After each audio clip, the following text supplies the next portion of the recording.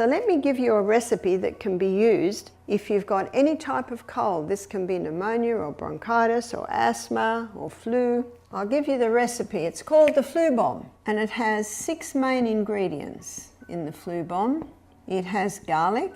How much garlic? As much as you dare. Maybe for a child you'll do a little clove, maybe for an adult you might, that's about a middle-sized clove there. And you crush it. Ginger. And for ginger, it's about 1/4 teaspoon of finely grated or very finely chopped ginger. Eucalyptus oil. Eucalyptus oil, 1 drop. There's a definite measurement for this one.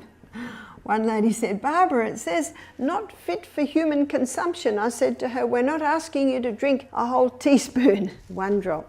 And this isn't a remedy that's been used for centuries. An old lady told me whenever she got a cold or one of her siblings got a cold. Now she told me this 40 years ago and she was 80 then. She's still not with us now. But she said Mum would put a little bit of honey on a teaspoon and a drop of eucalyptus oil, and every child had to have their dose of eucalyptus oil with a bit of honey. In Australia you can even buy eucalyptus oil and honey lozenges when you get a cold. So remember, it's only 1 drop. If you don't have eucalyptus oil, you can use tea tree oil.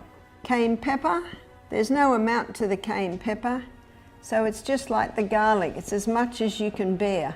Some might only bear a sprinkle, some might be able to bear 1/4 teaspoon, some 1/2 teaspoon.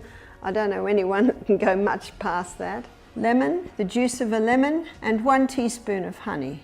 This is the flu bomb. And to this, you add approximately 1/3 cup of hot water.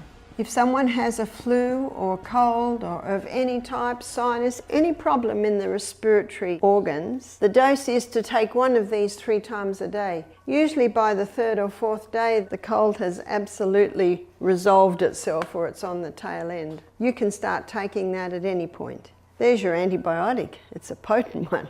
What about a baby? You can't give that to a baby. Can't give that to a small one. But what you can do, you can finely slice the garlic, which I'm doing now, and you can place it in a little cloth and bind it to the bottom of their feet. So I cut up a cloth like this, and the fine slices can be placed on the cloth, and then that can be covered over, because we do not want the garlic slices to touch the bottom of the feet because it can cause a blister. The onion will not, but the garlic will.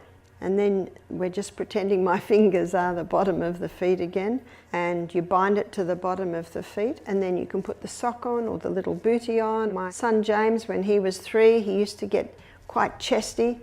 I'd put this on his feet, I'd put his shoe and sock on, and off he'd run to play, and every step that he takes, he's getting a little blast of garlic into the blood. In Psalm 104 verse 14, the Bible says that God gave herbs for the service of man. So this garlic will go in and the body will take it where it needs to go. And I found that it helped to loosen up any congestion on the chest. It can even help to clear the airways a little. At the end of the day, when I took James' shoes and socks off, all that was left was something that looked like bits of yellow, dried out leather. Every bit of juice had gone, and I could smell it in his breath in a couple of minutes. Only takes 1 minute for 1 drop of blood to go around your whole body.